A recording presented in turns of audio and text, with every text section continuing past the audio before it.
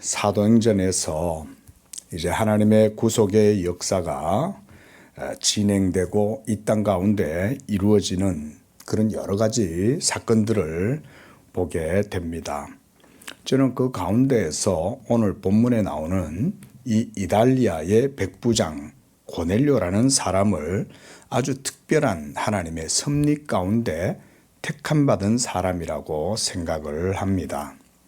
이 사람은 오늘 본문에서도 소개하기를 이달리아 부데라 하는 군대의 백부장, 한마디로 당시 로마 제국의 군대에 상당히 직급이 높은 그런 군인이었던 것입니다. 한마디로 장교였던 것이죠. 우리가 보통 로마 이르면 당시 유대 지역을 모두 다 통치하고 통괄하고 있었던 그런 제국이었고, 이 로마가 이집트까지 그 제국의 통치 범위가 얼마나 넓었습니까? 그러던 로마, 거기에서 이 백부장이라고 한다면 당시에 그 권한은 막강하다고 할 수가 있습니다. 이런 엄청난 권세, 권한을 가지고 있었던 로마의 장교, 아마 오늘날로 하면 영광급보다 더 위에 스타라고 할 수 있어요. 스타급.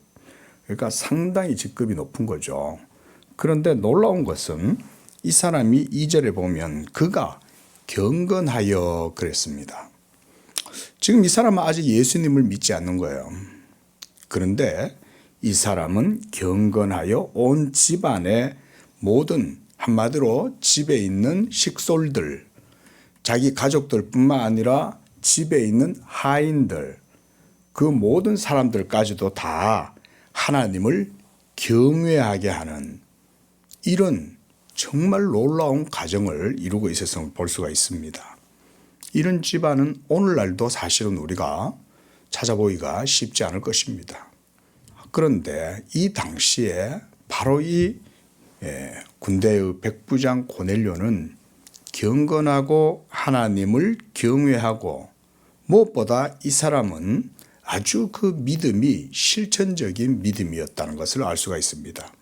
그래서 보면 백성을 많이 구제했다.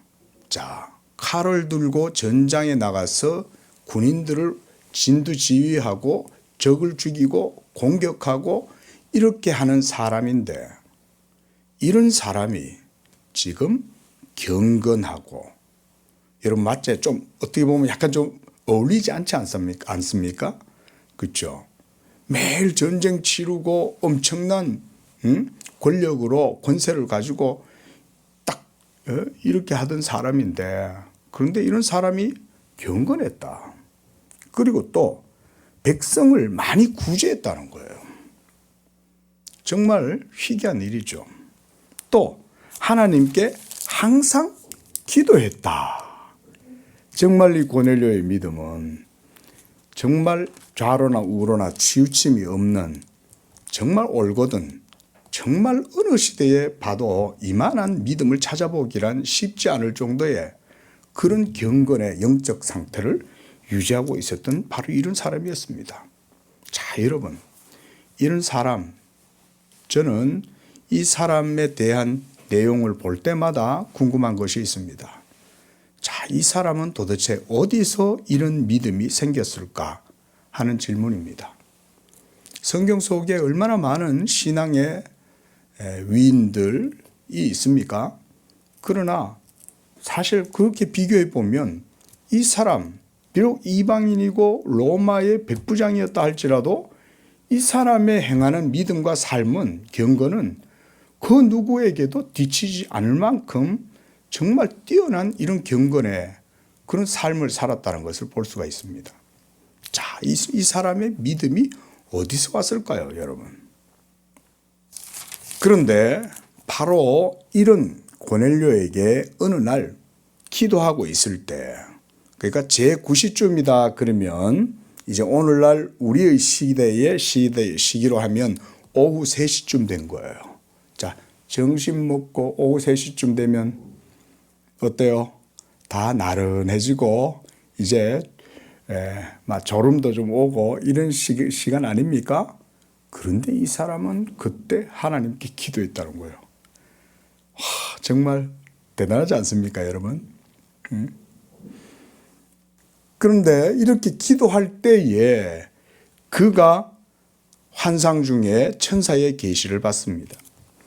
하나님의 사자가 들어와서 고넬료야 하면서 4절에 고넬료가 이제 이 천사를 보고 두려워하면서 이렇게 말합니다. 주여, 무슨 일이니까? 자, 여러분, 일단 고넬료가 하나님의 천사를 만날 수 있었던 것은 기본적으로 그의 믿음이 준비되어 있었기 때문에 저는 그렇다고 생각을 합니다. 그러니까 여기서 고넬료는 기도하는 이런 준비가 되어 있었기 때문에 천사를 봤을 때 즉시로 주여라고 이렇게 불렀던 것입니다. 그러니까 무슨 말이냐면 평소에 이 고넬료의 신앙 속에, 경건 속에는 살아계신 하나님을 주님으로 모시고 있었다는 것을 알 수가 있는 거예요. 그러니까 천사를 보고 당신 누구요?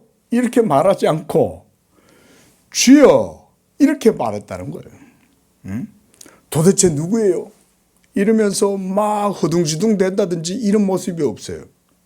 이것은 이 고넬료가 온전한 믿음 가운데 있었다는 것을 보여주는 겁니다. 그럴 때 천사가 바로 이 고넬료 향하여 이렇게 얘기합니다. 너의 기도와 구제가 하나님 앞에 상달되어 기억하신 바가 되었다. 자, 여기서 보면 중요한 게 뭐냐면 네 기도와 구제 이거예요. 그러니까 온전한 믿음 가운데에 있었던 이 고넬료의 경건은 첫째로 기도했다는 거예요. 하나님을 사랑하고 하나님을 경외하고 그래서 믿음의 상태 가운데 있는 사람은 제일 먼저 이 기도가 그의 삶의 온전한 모습으로 드러납니다. 그러니까 아무리 믿음이 있다고 떠들고 아무리 교회 다닌다고 요란 법석을 떨고 뭐 믿음 있는 척 아무리 요란하게 그래도 기도하지 않으면 그것은 그 사람의 믿음이 그만큼 비례하는 거예요.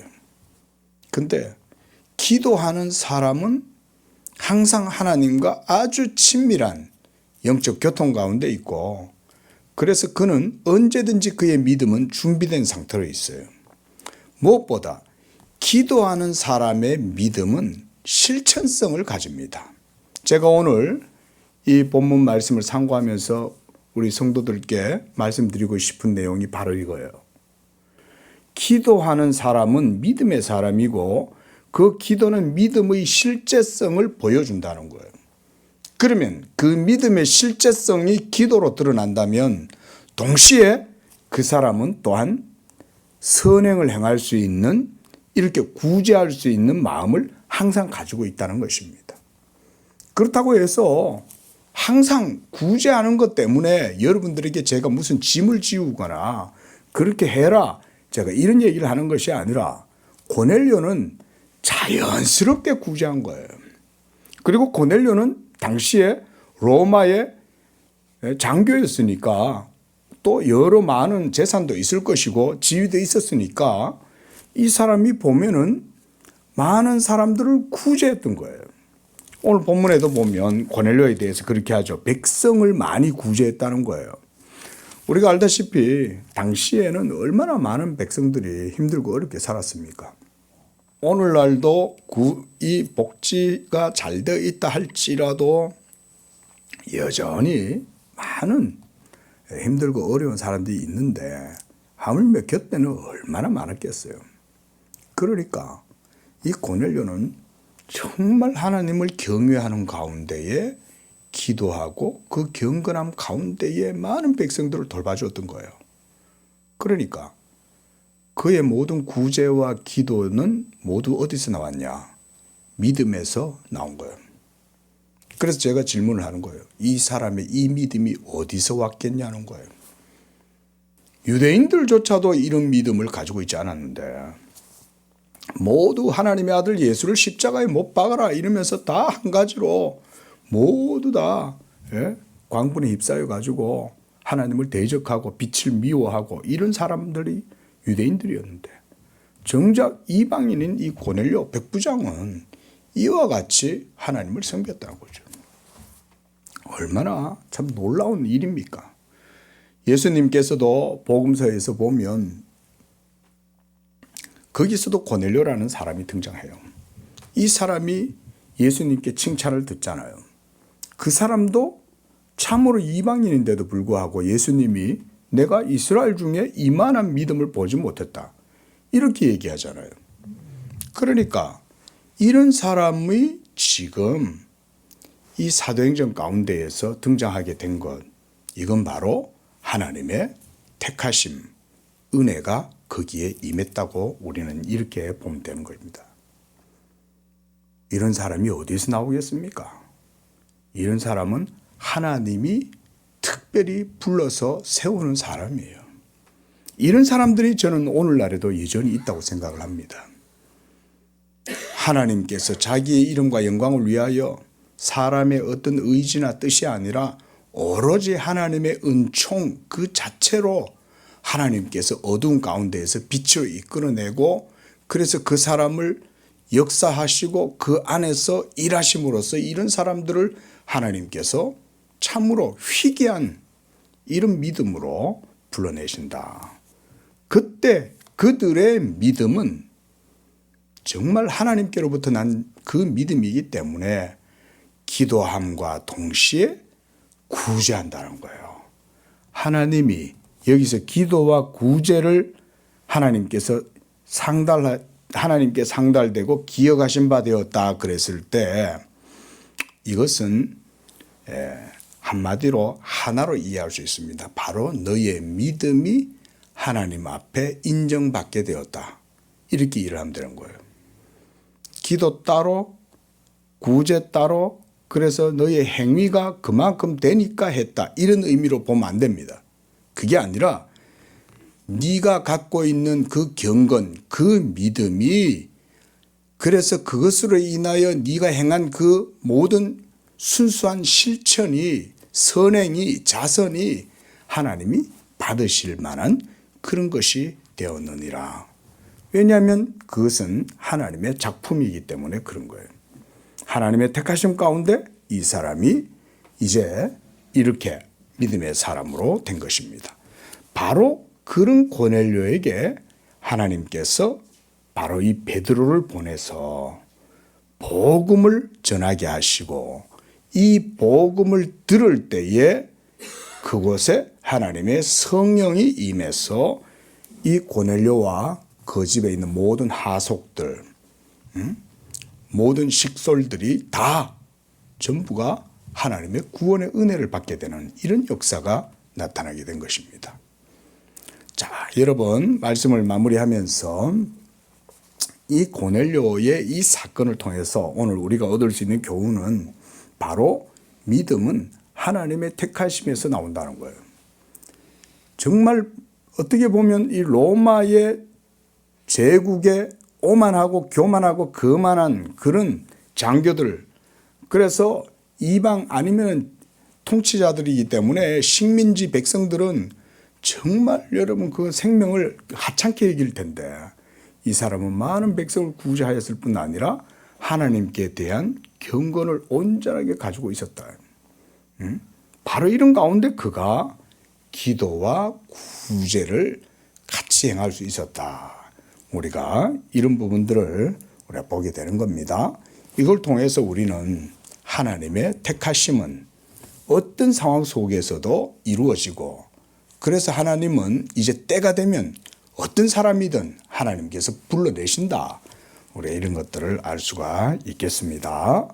자, 그래서 오늘 이제 기독교 강요 3권 20장 39절 기도와 자선에 대한 내용입니다. 우리가 먼저 봤듯이 고넬료의 경건은 기도하는 믿음이었고 그가 기도하는 가운데에 또한 많은 사람들을 구제하고 자선을 베풀었다는 것. 이것이 모두가 다 온전한 믿음 가운데서 나오는 거 아니겠습니까? 자, 우리가 그런 것을 따라서 한번 보도록 하겠습니다. 그럼에도 불구하고 이것이 우리가 우리 자신을 위해서나 다른 사람들을 위해서 특별히 기도하는 것을 가로막아서는 안 된다. 다만 이러한 기도를 할 때도 실로 우리의 마음은 이 공동체에 대한 눈길을 거두어서도 안 되고 그것으로부터 비껴가서도 안 되며 모든 것이 그것을 향하여 나아가도록 해야 한다. 왜냐하면 비록 기도하고자 하는 마음을 품고 무엇을 기도할 것인지 정하는 것은 개인적으로 이루어지고 그 가운데 개인적인 목표가 추구되지만 그것은 여전히 공동체성을 추구해야 하기 때문이다. 바로 그 위에 38절 제일 끝줄 한번 보십시오. 모든 기도는 우리 주님이 자기의 나라와 자기 집에 세우신 그 공동체를 둘러보는 것이 기도다 그랬죠. 저는 이런 게 칼빈이 이제 이렇게 보고 설명하는 것이 성경적으로 아주 바르다라고 생각을 합니다. 우리가 다 기도할 때 성령 안에서 기도하죠. 근데 여러분, 우리의 기도는 개인 기도를 할 때도 있겠지만 사실은 칼빈이 앞서 얘기했던 38절의 내용처럼 우리의 하나님께 기도하는 거예요. 우리의 하나님. 내 하나님, 나만의 하나님이 아니에요. 어떤 분들 보면 요즘 간헐적으로 그런 분들이 보여요. 나만의 하나님이라고 많이 얘기해요. 여러분, 나만의 하나님은 아닙니다. 하나님은 나만의 하나님이 아니라 우리의 하나님입니다. 그리스도 예수 안에서는 나만 있지 않아요. 공동체가 있어요. 근데 교회 생활이 오늘날 정말 제가 심각하게 생각하는 것 가운데 하나가 그거예요. 이게 21세기가 되고 현대가 되다 보니까 너무 개별성이 강조되고 이러다 보니까 그런 어떤 문화적이거나 시대적인 어떤 그런 게 교회까지 들어와 가지고 신앙도 무슨 개인 신앙, 개인 영성 이런 걸 추구한다고 하는데 여러분 그거 좀 비성경적입니다. 그거 아셔야 됩니다. 비성경적이에요. 교회는요, 어쨌든 모든 성도들은 교회가 한 몸됨을 이루어 나아가고 그 안에서 그리스도 안에서의 연합, 형제가 연합하여 동감이 어찌 그리 아름다운고 그랬을 때 그 연합은 몸이신 머리가 되시는 그리스도 안에서 한 몸을 이루는 모든 지체들이 모인 거예요. 그러니까 그 공동체 한 몸 된 그 성령이 하나 되게 하신 그 몸 안에서 기도하는 각각의 지체들은 물론 개별적인 지체들이지만 그들의 기도는 뭘 위한 기도다? 공동체를 위한 기도가 되어야 된다는 거예요. 지금 칼빈이 여기서 지금 그런 얘기하고 있는 거예요. 공동체성을 추구하는 거다. 그게 교회를 덕스럽게 하는 것이고 그게 그리스도의 몸을 세우는 기도이고 그래서 몸을 먼저 돌보라는 거예요. 응? 여러분, 내가 정말 그리스도의 머리에 내가 연결되어져 있다면 내가 만약 손이라면 내가 발을 무시할 수 있습니까? 그렇죠? 예? 내가 심장이라면 위장을 무시할 수 있냐고요. 응? 내가 팔이라면 다리를 무시할 수 있냐고요. 모든 지체가 합력해서 하나의 몸을 이루고 그 안에서 각기 자기의 역할을 하도록 하는 게 이 그리스도의 교회 한 몸 된 공동체인 거예요. 그런 가운데에서 이제 칼빈이 얘기하는 건 기도를 할 때 바로 개인 기도가 아닌 공동체 전체 안에서 한 성령 안에서 그렇게 공동체성을 추구하는 기도가 되도록 해라는 거예요. 그뿐만 아니라 그 교회 성도들을 먼저 돌볼 마음을 가지고 형제들과 자매들 그리스도 안에서 있는 지체들을 먼저 돌보라. 또 이렇게 강조를 하는 거죠. 이 모든 것은 유사한 예를 들어 살펴봄으로 쉽게 이해될 수 있다. 일반적으로 누구나 주어지는 하나님의 계명은 모든 사람을 가난한 사람을 도와서 그들의 빈곤을 덜어주는 데 있다. 우리는 우리가 알고 있거나 우리가 보기에 고생하고 있다고 여겨지는 사람들을 도움으로써 이것을 지켜야 된다. 우리는 모든 것을 알 수 없고 모든 것을 다 줄 수 없기 때문에 억눌려 있는 어려움이 결코 덜하지 않은 사람일지라도 간과할 수밖에 없음에도 불구하고 말이다. 이런 방식으로 교회라는 공동연합체를 바라보고 생각하면서 이런 종류의 특별한 기도들을 드리고자 뜻하는 가운데 공적인 마음을 지니고 각각의 경우에 적합한 말들을 사용해서 자기 자신 혹은 다른 사람들을 하나님께 위탁하는 사람들. 여기서 하나님께 위탁한다는 말은 도고한다 이 말인 거예요. 중보한다는 말이 아니고 그 사람을 하나님께 기도해 주면서 그 사람을 위해서 이렇게 위탁한다, 기도한다 이 말인 거예요. 그래서 결코 하나님의 뜻에 배치되는 일을 하는 것이 아니다. 그게 그리스도의 몸된 교회를 위해서 기도한다면 당연히 그건 그리스도를 위해서 하는 기도죠. 그렇죠? 자, 이런 데서 칼빈의 교회론이 우리가 이 밑에 깔려 있는 걸 알 수가 있는 거예요. 칼빈이 기도와 믿음에 대해서 말을 하고 있지만 그런 기도와 믿음이 교회의 공동체성에서 따로 떨어지지 않는다는 것을 보여주는 거죠. 물론 나중에 가면 이제 교회에서도 그런 얘기를 하지만 그래서 오히려 하나님은 우리가 다른 사람들을 위해 기도하고자 할 때 그들이 무엇을 필요로 하는지를 더욱 가까이서 우리에게 알려주시기를 기뻐하신다. 그래서 결코 기도와 자선이 모든 면에 동일한 것은 아니다. 왜냐하면 자선에 있어서는 그것을 베풀고자 하는 선함이 누가 그 도움을 받아야 할 만큼 무능한지 알게 될 때만 실천에 옮겨질 수 있을 것이지만 기도에 있어서는 아주 낯선 사람이나 모르는 사람들도 아무리 멀리 이 땅에 우리와 떨어져 있다 해도 기도를 통해서 도울 수 있기 때문이다. 자, 뭐 크게 어려운 얘기는 아니에요. 그렇죠? 자선은 내가 베풀려고 하면 힘들고 어려운 사람의 사정을 알아야 되잖아요.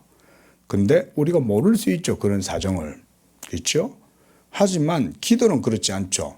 기도는 누구든지 어디 있든지 간에 장소와 공간을 또 그런 한계를 넘어서서 기도해 주면 되는 거잖아요. 자, 진정 이는 주님이 가르치신 저 일반적인 기도의 양식에 부합하는 것이다. 왜냐하면 그것은 모든 하나님의 자녀를 위한 것이나 저들도 그들 속에 들게 되기 때문이다. 한마디로 공동체, 그 우리의 한 우리 안에, 한 공동체 안에 들기 때문에 그렇다는 거죠. 자, 그래서 제일 밑에 줄 두 번째, 분쟁이 기도의 문을 닫는다고 경고하는 가운데 그는 신자들이 각자의 소원들을 하나로 모아서 기도드리기를 원하는 것이다. 이러면서 사도 바울도 이렇게 기도해라 그랬단 말이에요. 예? 디모데전서 2장 8절에. 이게 이제 성도들의 기도다 이 말입니다. 자, 40절. 자, 이제 예수님이 가르쳐 주신 기도의 모범에 대한 내용들을 칼빈이 이제 한 절 한 절 이제 설명하면서 읽어 나갑니다. 40절 하늘에 계신 우리 아버지. 이거 마태복음 6장 9절에 있는 내용이죠. 자, 우리가 다음 주에는 이제 마태복음 6장 9절과 10절에 대한 내용도 살펴볼 텐데, 자, 먼저 기도를 하늘에 계시다는 사실이 여기에 덧붙여지고 있다. 그렇다고 해서 그가 마치 어떤 울타리와 같이 둥근 하늘의 둘레에 갇혀 계신다거나 그것에 묶여서 제한을 받고 계신다는 성급히 추론해서는 안 된다. 넘어가고요. 자, 하나님은 뭐 하늘에 있다라고 할 때 그 하늘이라는 개념을 어떤 한 장소 이런 식으로 생각하지 말라는 거죠. 하나님이 뭐 어디 계시겠어요? 안 계신 곳이 없죠. 그렇죠?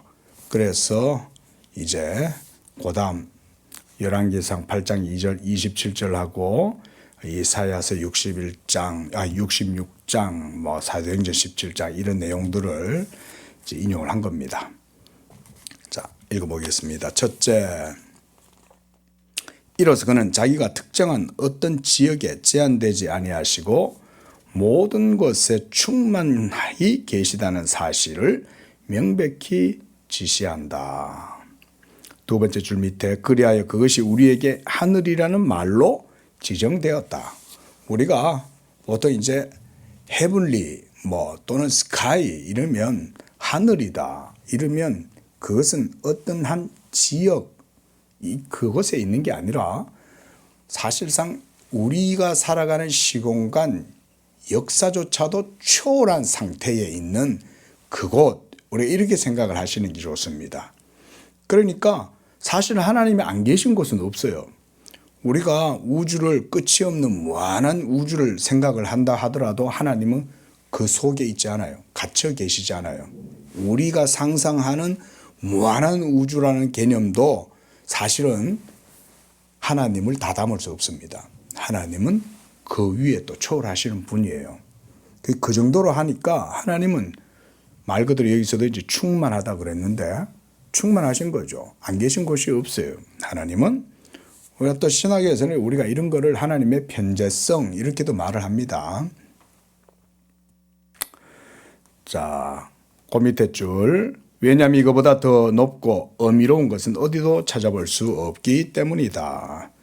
자, 두 번째 내려와서 그런 만큼 하나님은 모든 장소 너머에 자리하고 계시므로 우리는 그를 찾기 위해 우리의 몸과 영혼이 모든 지각이 가닿을 수 있는 곳 너머로 올라가야 한다. 이랬습니다. 자, 기도할 때 여러분, 자, 이런 말 저는 간단하게 이렇게 좀 얘기하고 싶어요. 우리가 기도할 때 여러분 눈을 감는 이유는 뭐냐면요. 눈을 감아야 마음에 있는 이런 저 우주 너머 모든 시공간 역사 시간을 초월해 계시는 그 하나님께로 우리의 영혼의 눈을 들어 올릴 수 있기 때문에 저는 눈을 감는다고 생각을 해요. 눈을 뜨고 있으면 사물을 보게 되고 그러다 보면 마음을 하나님께 모을 수가 없어요. 하지만 눈을 감고 또 대부분 보면 또 기도할 때 보면 이렇게 손을 들면 훨씬 더 그게 그런 행동이 마음을 훨씬 하나님께 올리는데 더 좋습니다. 그래서 저도 우리가 깊이 있게 좀 기도를 할라치면 이렇게 손을 올리는 게 저는 도움이 된다고 생각을 해요. 물론 마음이 더 중요하죠. 손 올린다고 마음이 올라가는 건 아닌데 그러나 정말 마음을 이렇게 모으고 하나님께 마음을 올려드리려면 손을 또 이렇게 드는 것이 더 좋을 때가 있어요. 그래서 그렇게 하나님께 대한 자연스러운 그런 기도가 되도록 우리가 좀 힘을 써야 되겠죠. 그래서 칼빈도 여기서 가닿을 수 없는 것 너머로 올라가야 한다는 말은 우리의 기도의 마음과 눈을 그 모든 것을 초월하시는 그 하나님께로 눈을 들어 올려라 이런 말인 거죠. 둘째, 이런 양식으로 말하는 것은 그가 부패하고 변화의 모든 요행수에 얽매이지 않는 분으로서 높이 계심을 뜻한다. 여기서는 번역을 요행수에 얽매이지 않는다는 말인데 한마디로 이런 말이에요. 우리 인간의 살이나 이치, 인간의 분별 이런 것 너머에 하나님이 계시죠. 우리가 여러분 이 짧은 머리와 지혜를 가지고 하나님 앞에 기도할 때 계산하고 기도하면 되겠어요? 그렇죠? 예? 이미 내가 구하기 전에 하나님은 다 아시잖아요. 응? 내 상태도 다 아실 뿐만 아니라 내 머리털 하나까지 다 아시는 분이 내 속에 있는 생각도 모르시겠냐고요. 근데 그런 하나님 앞에서 내가 작은 거 하나까지 막 다 따져가면서 생각해가면서 그렇게 기도한다는 것은 벌써 기도의 자세 자체가 벌써 교만한 거죠. 하지만 하나님 앞에서는 그저 어린아이와 같이 그리고 하나님 앞에서는 내가 정말 하나님 앞에 발가벗은 그런 상태로 그래서 그 하나님 앞에서 내 부끄러움조차 감출 수 없다고 인정하고 그래서 그 하나님 앞에 정말 겸허하게 하나님을 부를 때만큼 그런 마음으로 하나님께 기도해라 그런 말이에요. 그래서 여기서 요행수에 얽매이지 않는 분이다 이랬으니까 인간의 어떤 생각에 하나님은 얽매이지가 않으시는 거예요. 그런 하나님께 기도하려면 우리가 뭘 해야 되겠어요? 얄팍한 머리 가지고 계산하면서 머리 굴려가면서 하나님께 기도하려고 하면 안 된다 그 말이죠. 예? 그러니까 뭘 요구하는 것조차도 사실 하나님 앞에서는 가당치 않은 거예요. 예? 나한테 필요한 걸 하나님이 모르시겠어요? 우리한테 필요한 게 뭔지 하나님이 모르시겠냐고요. 다 아시죠. 마지막으로 그가 우주 전체를 포용하시고 자기의 권능으로 지키실 뿐만 아니라 다스리심을 의미한다. 이 지금 칼빈이 하늘에 계신 우리 아버지여 할 때 그 하늘에 계심의 의미를 이렇게 지금 설명을 해주고 있는 거예요. 하늘이라고 하는 개념은 이런 개념인 거죠. 얼마나 풍부하고 깊습니까? 그렇죠? 그래서 전체 우주를 다 포용하고 있다. 우리는 무한한 우주가 신이라고 상상해 버리잖아요. 이 범신론자들이 그런 식으로 이제 그 논리 속에 함몰되거든요. 이 철학을 하는 사람들이 철학적 궤변이나 사변에 빠져버리면 그런 논리를 펼치는 거예요.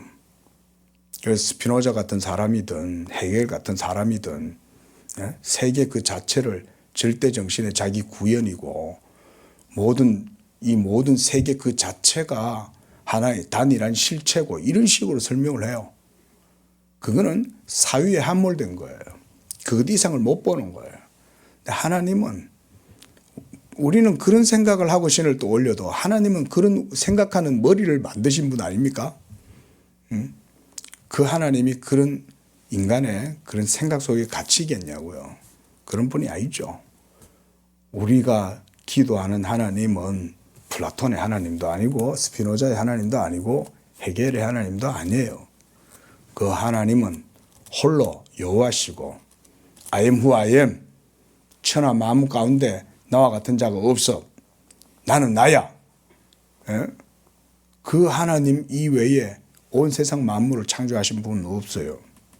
우리가 기도하고 아버지라고 부르는 분은 바로 그 하나님이에요. 모든 세계 만물을 창조하시고 지금도 우주 만물을 다스리되 그의 말씀의 능력으로 다스리고 보존하시고 만물을 정결하게 하시는 것도 지금 하나님이 그렇게 하고 계시는 거예요. 저 끝없는 우주, 요즘 무슨 제임스 웹이라는 전체 망원경이 또 어마어마하게 또 업그레이드된 그런 전체 망원경이 있잖아요. 얼마나 우주가 정말 참 신비하잖아요, 보고 있으면. 근데 그런 신비 자체도 하나님이 아니에요. 하나님은 그 모든 것 위에 계시는 거예요. 우리 상상할 수 없어요, 하나님을. 근데 그런 하나님이 우리에게 지극히 낮은 우리에게 찾아오셔서 자기를 알려주실 때 바로 그 하나님이야말로 그 어떤 것과도 견줄 수 없고 어떤 것으로도 설명할 수 없는 바로 그 하나님을 우리는 하늘에 계신 아버지다 이렇게 부르고 있는 거죠. 지금 칼빈이 그런 의미에서 지금 설명하는 겁니다.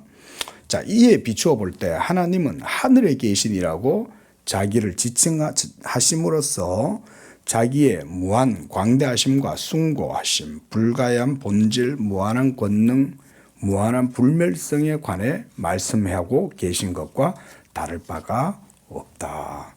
자, 우리가 이런 하나님께 기도함으로 그래서 그 밑에 줄 보면 그것이 하나님이 누구인지를 알게 하는 말씀이므로 하늘에 계신 아버지 우리의 생각을 그 위로 방금 설명하고 표현했던 무변광대하시고 초월하시고 불가해하시고 무한한 권능과 영원한 불멸 가운데에서 만물을 통치하시는 바로 그 하나님께로 높이 끌어올려야 된다는 거예요.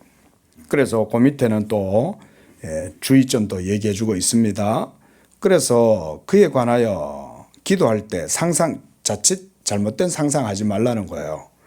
어떤 지상적인 것이나 육체적인 것을 꿈꾸지 않고 또 작은 척도로 그 자신을 측량하지 않도록 그의 의지를 우리의 정서로 몰아내지 않도록 그래서 우리가 기도할 때 주의해야 된다는 거예요.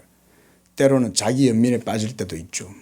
그렇죠? 자기 감정에 빠질 때도 있을 뿐 아니라 하나님을 마치 자기 자신처럼 여기고 막 이렇게 인생처럼 생각하고 막 하는 경우도 있잖아요. 그렇게 하지 말라는 거예요. 하나님은 오로지 홀로 저 하늘에 거하시는 그 하나님, 그러나 가장 자비하심으로 우리의 모든 작은 것 하나까지도 다 헤아리시는 그 자비하심으로 우리 가운데 거하시는 하나님. 그러나 하나님이 무한하게 자비하시다고 해서 우리가 그분을 우리와 같이 비슷한 동료로 생각하면 되겠어요? 오늘날 너무 성도들이 하나님의 존재에 대해서 깊이 모르고 막 하나님을 무슨 자기 친구처럼 대하고 하나님 까불 거야? 이렇게 얘기하는 이런 정말 말도 안 되는 그런 사람도 있잖아요. 하나님 까불면 내 손에 까불면 죽어. 상상할 수 없는 일인 거죠. 응? 그런 사람들이 무슨 목사라고 그러면서 그러고 있다는 것은 정말 이 시대가 영적으로 정말 비루한 거예요. 천박한 거예요. 영적으로. 응? 우리 성도들 이런 말씀 들을 때 여러분도 이런 칼빈이 하나님에 대해서 얘기할 때 여러분들 이런 거를 잘 마음에 담아 두셔야 됩니다. 응? 하나님을 너무 가볍게 생각하는 거예요. 우리 인생들처럼 생각하는 거예요. 어떻게 그런 소리를 해요? 네. 자, 그래서 우리의 확신을 더욱 고양시켜야 한다. 이때 고양도 우리 자신이 기어 올라가는 게 아니라 하나님의 어떠하심을 깊이 묵상하는 가운데 그 하늘에 계신 하나님께 내 마음을 들어 올려라 이런 말이에요. 예? 자, 다음으로 645장입니다. 요컨대 아버지라는 이름이 우리 앞에 가려놓인 두 가지 의미를 지닌다. 첫째, 자기 자신의 형상으로 우리에게 나타나신 하나님을 우리가 확실한 믿음을 가지고 부르도록 하기 위함이다. 아버지라는 친근한 이름은 그 작용을 통해 우리에게 확신을 일으킬 뿐만 아니라 우리 마음에 의심되고 거짓된 신들에게 끌려가지 않도록 막아주고 우리가 마음을 들어 올려 독생하신 아들로부터 유일하신 천사들과 교회의 아버지께 나아가도록 한다. 저는 참 이런 설명은 정말 정말 대단하다고 생각을 합니다. 요 첫째라고 하는 이 문단 하나 안에 참 놀라운 정말 칼빈의 참 신앙의 교훈이 있습니다. 둘째, 하나님은 그가 자기 보좌를 하늘에 두고 세상을 통치하신다는 것을 우리에게 깨우쳐 주심으로 우리가 그에게 나아감이 헛되지 않게 하신다. 왜냐하면 그가 우리를 돌보심은 자기 뜻에 따라 기꺼이 하시는 일이기 때문이다.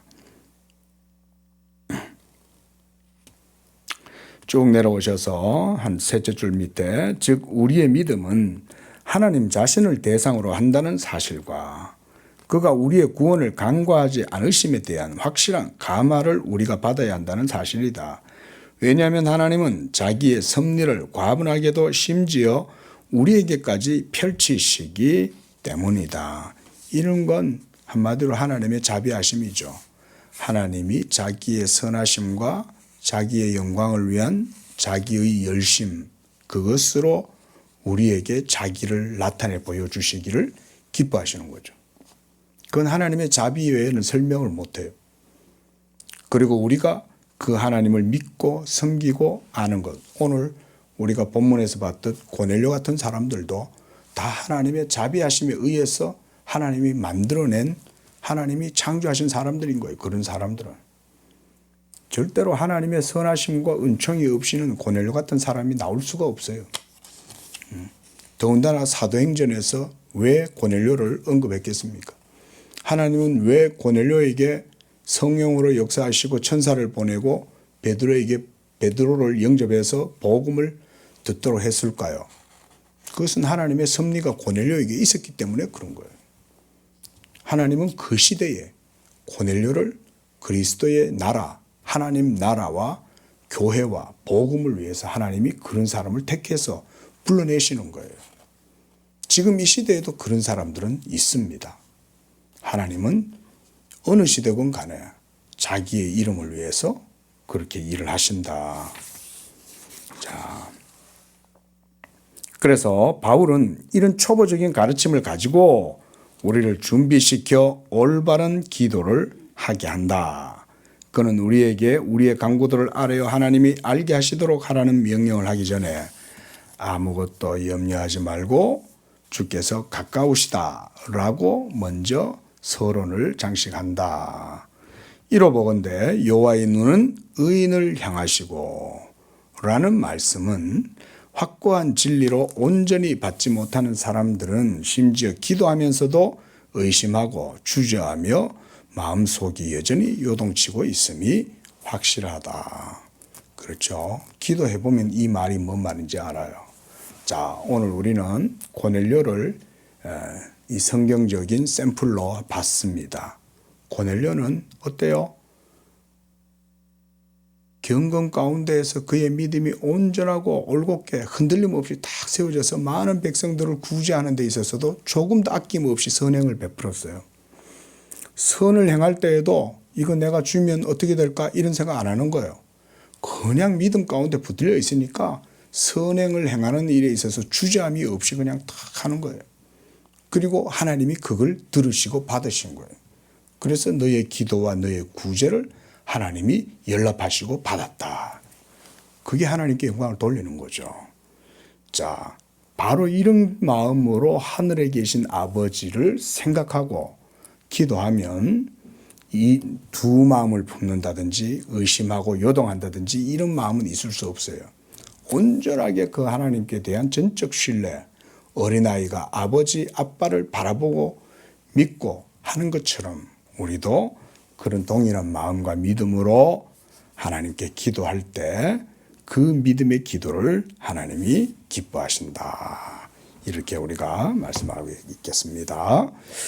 기도하겠습니다.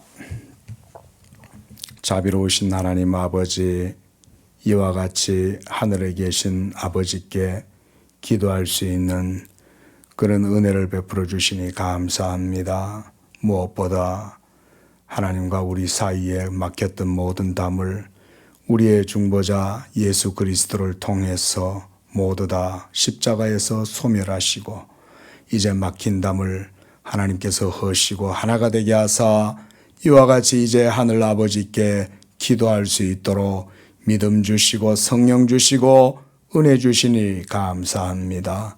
하나님, 이제 우리가 그리스도 안에서 새로운 영적 존재로 새 창조의 존재로 또 그리스도의 몸으로 부름받아서 그 지체가 되어 싸우니 이제 우리의 기도가 교회를 향한 기도가 되게 하시고 교회를 위한 기도가 되게 하시며 그 안에서 우리의 하나님 하늘 아버지께 기도할 때에 우리의 기도가 막힘이 없게 하시며 또한 우리의 기도가 온전한 믿음의 기도가 되게 하셔서 이 기도를 통해서 온전히 하나님을 기쁘시게 하고 모든 삶 속에서도 그 기도의 믿음의 능력을 통해서 하나님을 기쁘시게 하는 그런 구제와 실천의 삶을 살아가도록 인도하여 주시옵소서. 예수님의 이름으로 기도합니다. 아멘.